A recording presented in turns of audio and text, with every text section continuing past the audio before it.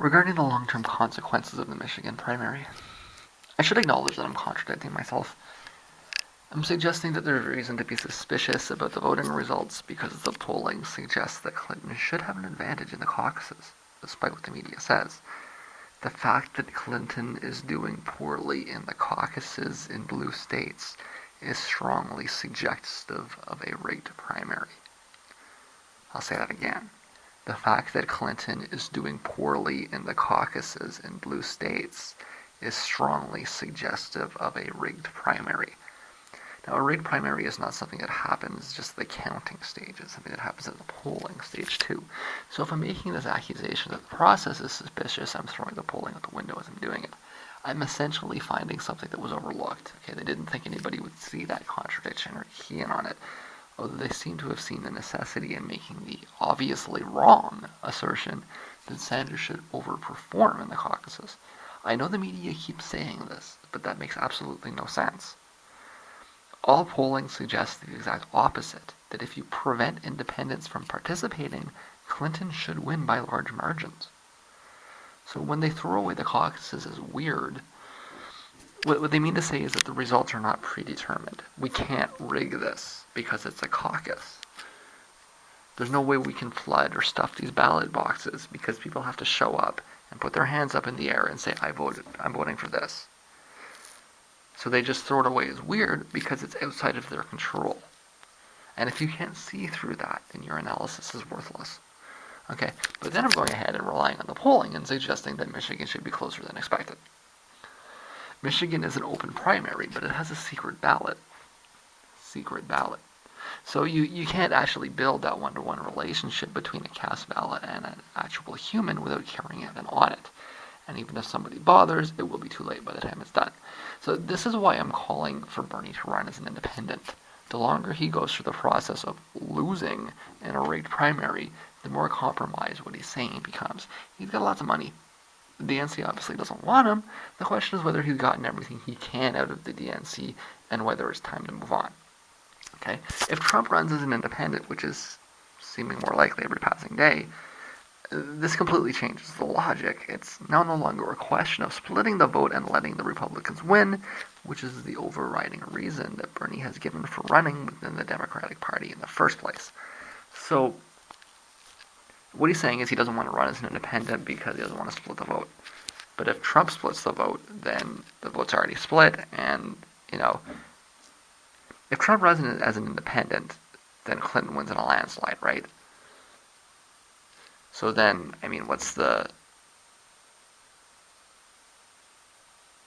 by not running as an independent, he's handing it to Clinton, right? So, if you have a chance to break up the two-party system, you should do it.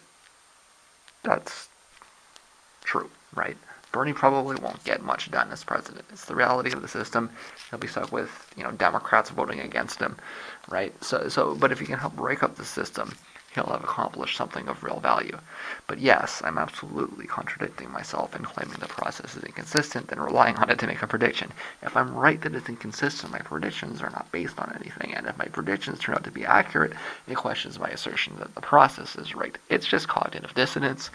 Okay, I'm under the same pressures that everybody else is to accept the supposed results and reject conspiracy theories, but the narrative remains incoherent, and it does require some kind of explanation. So, if I suspend my disbelief in the accuracy of the results, I should expect a close Clinton win.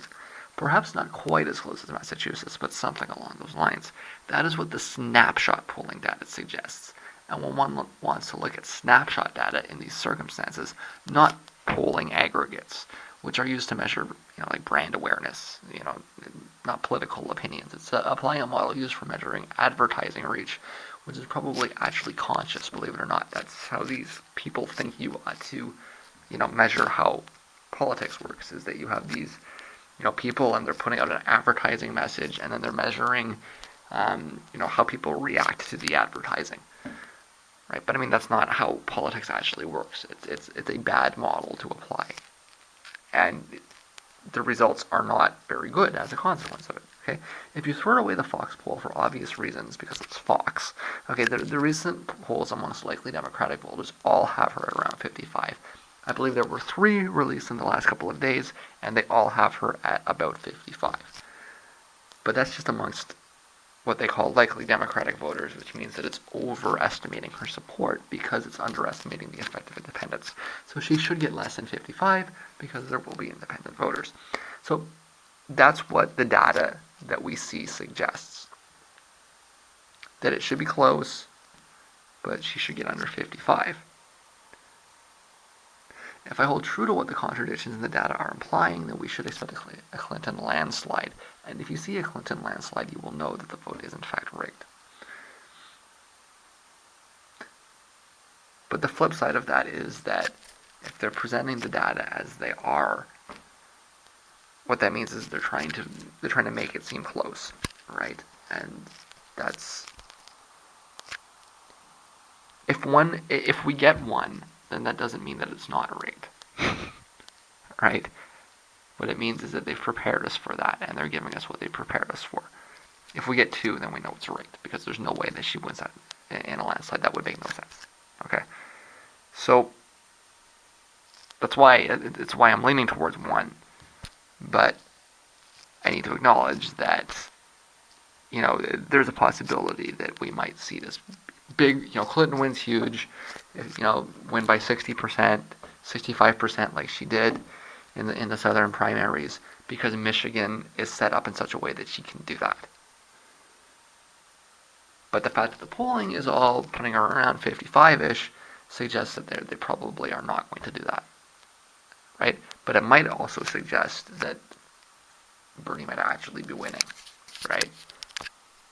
It's and they're just kind of making it seem close, right? I think that might have been what the case actually was in Massachusetts. But keep in mind that the polling in Massachusetts overweighted her, and it's probably because it was focusing entirely on Democratic voters and not independent voters, right? So there's a lot of factors here to throw around. Of course, it's why I just focused on on what the data actually says, right? But we can't discount this idea that she may rig it, right? If you can believe this, I just got something in the mail today. Remember I was saying that I got all of these things coming back, and they said they agreed that I'm disabled. I'm permanently disabled, but I'm not severely permanently disabled, so I'm still on the hook for the loan. They just sent me back the same forms that they had asked me to fill out previously. I'm going to call them and tell them that I've already filled all this out. They have all of this information, and I'm not wasting any more time with it. I have to say that really got my heart right up. I went marching right out there, and I yelled right in. It might have not have been the best thing I could have done to yell at the student loan people like that. I didn't even wait for a response. But I mean, the reality is that I have filled this form out before. I've done all of this work. They have all of that information. And it took me a long time to get it. And I am just not interested in wasting my time doing it a second time. I already did all of that. I'm sorry. I don't see any use in going through the process again just to almost certainly come up with the same results. So they have the information they require, and there's not a lot they can do besides pull their heads out of their asses and come to the obvious conclusion on the matter, which is that this is a dead loan. It's never getting paid down. And maybe they should have been a little bit more careful in handing it out. But it had me thinking about something. It's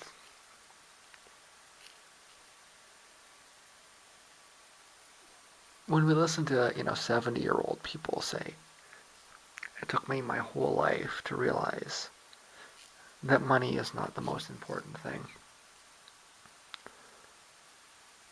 we revel in the wisdom that comes with old age.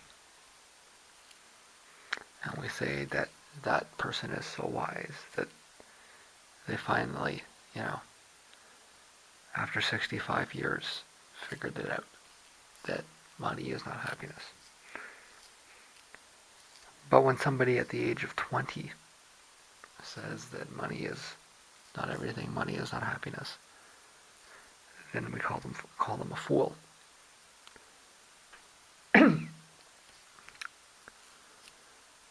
For not taking 65 years to figure it out. It's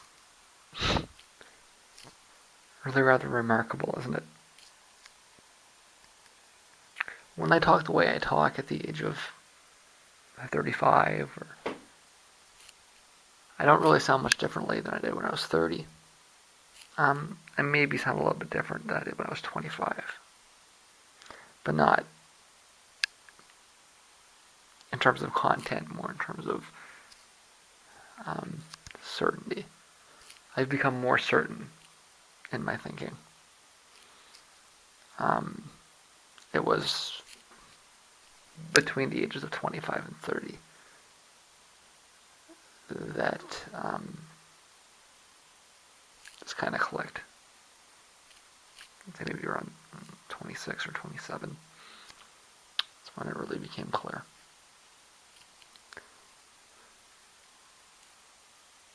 That life is pointless. And not only is it the case that, there's more to life than money, but money is worthless in any meaningful sense. It's the classic example of a social construct, right? And to not just say that, but to understand it and to live it. It's like the epiphany happened, in my mid-20s, but like just past the midpoint. And all that's happened over the last 10 years is I've become more certain in it, right? But, if I had figured that out at the age of 75, I would be wise. But because I figured it out at the age of 25, I'm a fool. It's, it's remarkable, isn't it? It's currently roughly split with 30% reporting, and in fact now there's around 50% reporting, and it's still roughly split. You can't call it yet, but nobody else said it would be close. So please, people, heed my analysis. Polling aggregates do not make any sense. You want snapshots, the newest, best poll. You take that one new poll, and you throw the rest away. The reason is that people swing dramatically out of the blue on sporadically defined events. A poll on Tuesday consequently completely negates and discards all polling done on Monday. All an aggregate can ever do is pollute your snapshot polling. So why do these people do this? We had an election in Canada in October, and I brought this point up repeatedly. I kept outperforming the models, and they kept scratching their heads, right? So my pushback is not out of the blue. I've been pushing this point for months. This is what they're doing. They're measuring advertising. They're interpreting the situation through some kind of vulgar Marxist spin over manufacturing consent. The idea is that voters are only able to react to what campaigns throw at them. So democracy is reduced to the voter reaction to marketing campaigns. And it does follow that an aggregate makes sense when you're measuring brand recognition, because it's kind of random and it's based on persistent exposure. So you nail these people on ads, send them ads, more ads, and then you measure the response, and you want to measure it via an aggregate because there's all this kinds of ups and downs, and you want to smooth over the data, right? You're measuring a broad thing, not something that changes with these big spikes based on events. That's what polling is like when you're doing political polling, right? So what a polling aggregate does is not just a problem in terms of the way it approaches the data, it's a problem in the way it approaches the voter.